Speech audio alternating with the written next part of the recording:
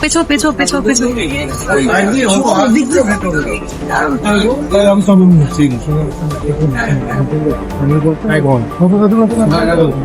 শ্রমিক কি বলবে? কি বলবে শ্রমিক? কিছু বলবে? ইউটিউব এবং ফেসবুক জগতের জনপ্রিয় কন্টেন্ট ক্রিয়েটর হয়ে উঠল অসুর। হ্যাঁ, আমি সকলের অত্যন্ত পরিচিত ও পছন্দের কন্টেন্ট ক্রিয়েটর শ্রমিকের কথাই বলছি।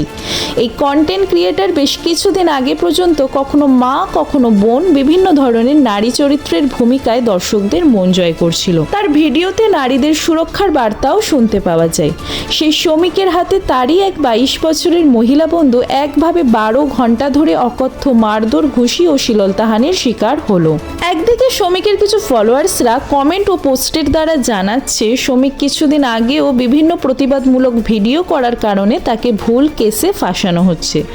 অপরদিকে কিছু দর্শকের মন্তব্য, শ্রমিকের কোনো দোষ না থাকলে সে পালিয়ে গেছিল কেন?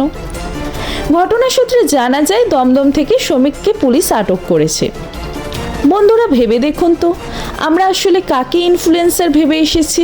তাকে যে সমাজের সামনে ভালো মুখোশ পরে নারী নিরাপত্তা ও সতর্কতা নিয়ে ভিডিও করে, এইদিকে মুখোশের ভেতরেই ফোন দিয়ে আসছে এক বিকৃত মস্তিষ্ক। আবার হতে পারে শ্রমিকের কিছু প্রতিবাদমূলক ভিডিও দেখে কিছু শাসক দলের মনোমত না হওয়ার কারণে গোটা একটা ঘটনা চক্রান্ত আকারে সাজিয়ে শ্রমিককে ফাঁসানো হয়েছে। যতদূর শ্রমিকের পালানোর কথা, হয়তো শাসক দলের কেউ শ্রমিককে অন্যরকম কিছু ভুলভাল বুঝিয়ে পালানোর মতো পরিস্থিতি সৃষ্টি করেছে এবং পুলিশকে দিয়ে আটক করিয়েছে, আর সমাজের সকলের কাছে দেখিয়েছে শ্রমিক দোষ করেছে বলেই পালাচ্ছে।